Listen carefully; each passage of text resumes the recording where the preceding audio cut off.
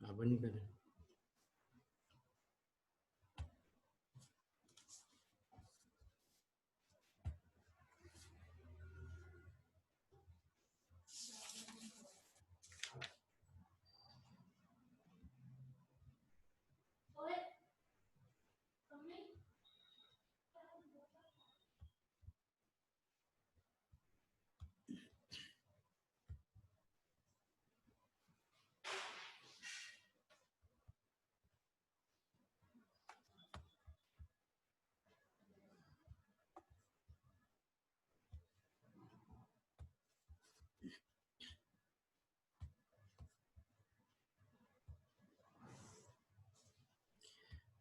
चलो काफी लोग आ गए और ये 2-3 लोग ऐड हो रहे हैं, होने दो।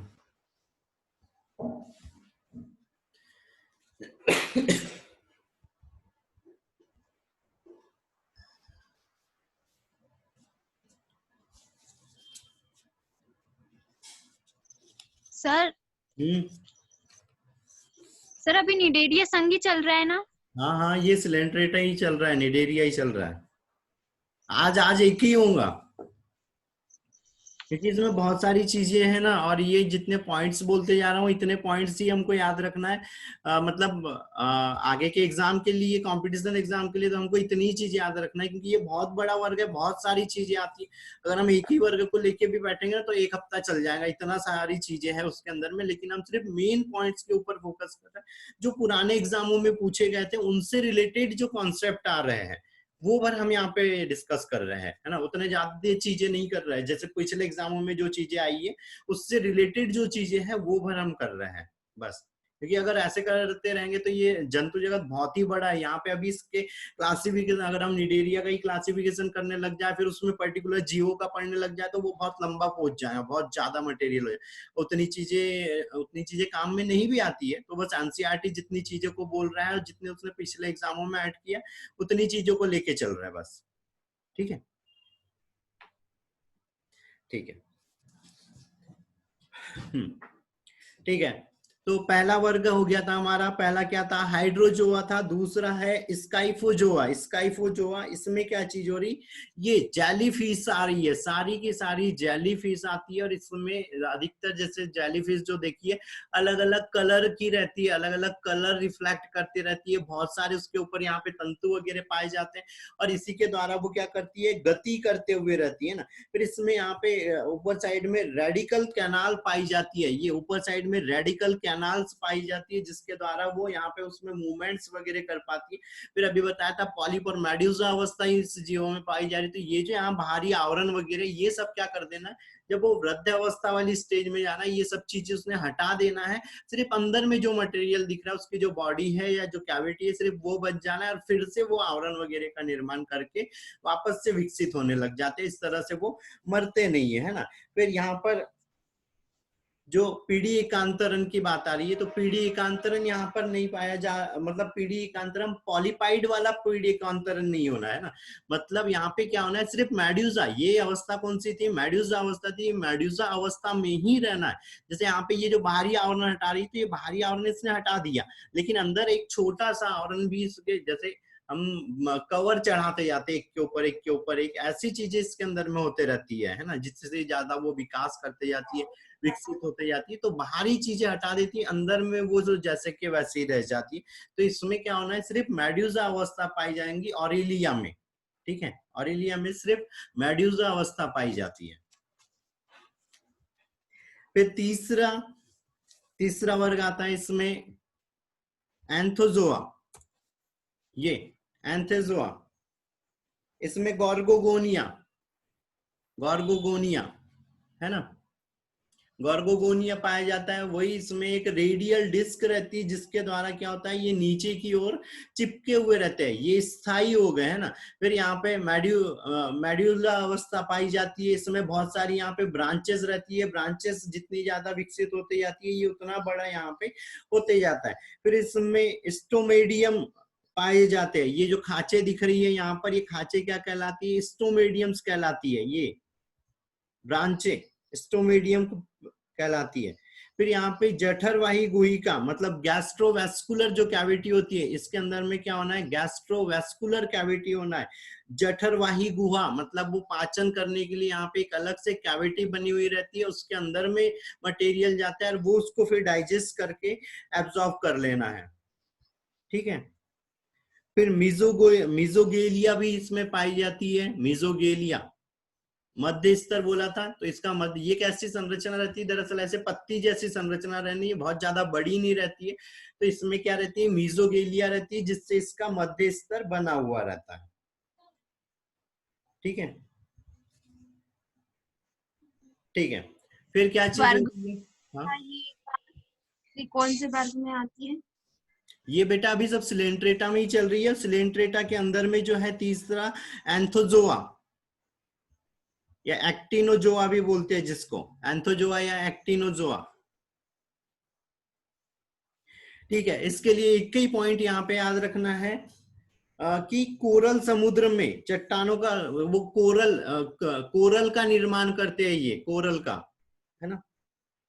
और ये कहां पर है, ऑस्ट्रेलिया। हमने बताया था इससे पहले शायद, अगर पिछली क्लास में एक बात हुई थी तब, है ना, कि समुद्र के अंदर में जमा हो जाते हैं नीचे की ओर, और जमा होकर क्या कर लेते हैं, ये जो कोरल रहती है ये ऑस्ट्रेलिया के चारों ओर जमा है। और कितना है, 12 मील लंबी है ना, 12 मील मतलब ऑस्ट्रेलिया जो महाद्वीप है उससे 12 मील तक दूर है। और इसको क्या बोलते हैं, great barrier of reef, great barrier reef, great barrier reef Australia के चारों ओर है ये। ठीक है,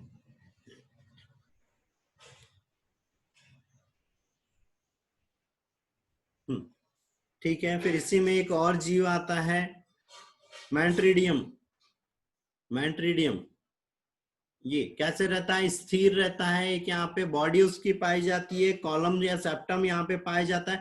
फिर यहाँ पर ये देखो, इसमें एक यहाँ पे डिस्क जैसी संरचना रहती है, कॉलर प्रेजेंट रहती है। और यहाँ पे ये जो बीच में दिखाई दे रहा है, यहाँ पर क्या रहता है, उसका माउथ रहता है, ओरल डिस्क बनी हुई रहती है। यहाँ पे एक डिस्क बनी हुई रहती है, मतलब ये जैसे हमारी उंगलियां और ही ऐसे हैं, जब भी कोई मटेरियल वगैरह आया तो वो बंद होके उसको क्या कर लेना है, उसने अंदर कर लेना है। बीच से कैसा रहता है, ये खोखला रहता है, ओरल डिस्क पाई जाती है। ये टेंटिकल्स पाए जाते हैं।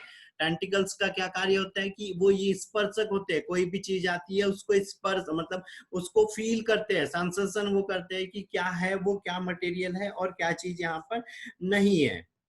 ठीक है, ठीक है। नीचे साइड में यहाँ पे पैडल रहता है या रेडिकल डिस्क रहती है, जिसके द्वारा ये किसी भी चीज से जुड़ा हुआ, मतलब चट्टानों से जुड़ा हुआ रहता है। और जो यहाँ पे टेंटिकल्स है, ये टेंटिकल्स यहाँ पर टेंटिकल्स कितने रहते हैं, यहाँ पे 2 रहते हैं। इन्हीं को साइफनो क्या साइफनो लीगिफ कहते हैं, साइफनो लीगिफ। ये जो टेंटिकल्स है 2 रहते हैं और इनको साइफनो लीगिफ्स कहते हैं, साइफनो लीगिफ्स। ठीक है,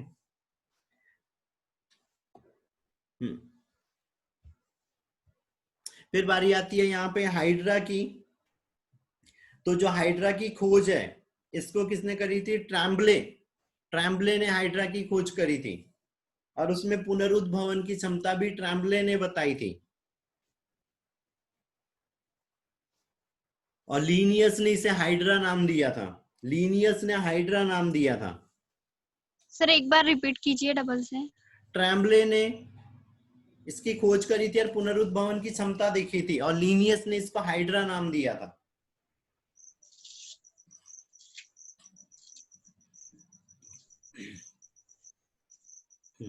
फिर हाइड्रा के ऊपर में क्या रहते हैं, यहाँ टेंटिकल्स, स्पर्शक रहते हैं। इनकी संख्या 6 से 8 तक रहती है, और ये कैसे रहते हैं, अंदर से खोखले रहते हैं, अंदर से खोखले रहते हैं। फिर यहाँ पे माउथ रहता है, और माउथ कैसा रहता है, मतलब इंटरनल रहता है, अंदर की ओर उसका खुलने वाला भाग रहता है ना, अंदर की ओर रहता है। फिर जब ये लैंगिक प्रजनन कर रहा है तो क्या चीज हो रही है, इसमें यहाँ पे ओवम वगैरह का और स्पर्म का निर्माण होता है, मतलब दो युग्मकों का निर्माण होता है। पुनरुद्भवन हो रहा है तो क्या हो रहा है, किसी भी शरीर के खंड से यहाँ पे बन जा रहा सर है। आपकी और आवाज नहीं आई थी, फिर से रिपीट कर सर दीजिए। आपकी नहीं आई। हाँ हाँ ठीक है बता रहा हूँ। जब एक सेकंड, जब ये प्रजनन कर रहा है तो तीनों चारों अवस्थाओं के द्वारा ये प्रजनन करता है ना। तो क्या चीज हो रही है, जब ये लैंगिक प्रजनन कर रहा है तो टेस्टिस के द्वारा यहाँ से मेल गैमेट बन जाना है, और ओवरी के द्वारा यहाँ पर क्या बनना है, ओवम बन जाना है ना, फीमेल गैमेट। और जब ये मुकुलन के द्वारा कर रहा है तो कलिका बन जाना है। पुनरुद्भवन के द्वारा कर रहा है तो किसी खंड से ही पूरा का पूरा हाइड्रा का निर्माण हो जाता है।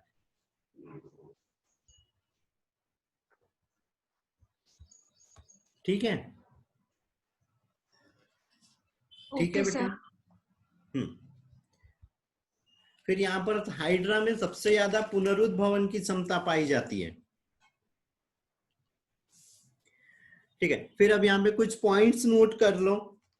एस्ट्रिया, एस्ट्रिया स्टोन कोरल बोलते हैं इसको, एस्ट्रिया को स्टोन कोरल।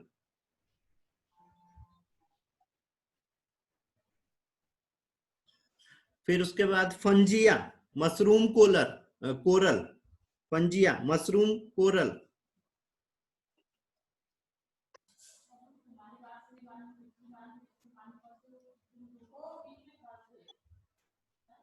हीलियोपोरा, हीलियोपोरा, नीली कोरल।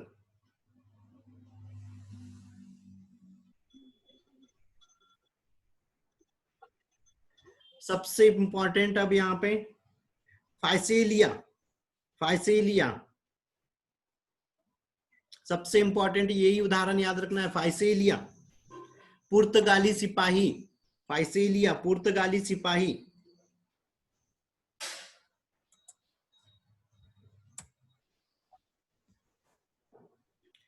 पुर्तगाली सिपाही,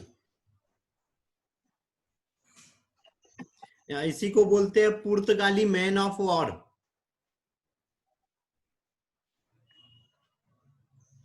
पुर्तगाली मैन ऑफ वॉर, पुर्तगाली मैन ऑफ वॉर।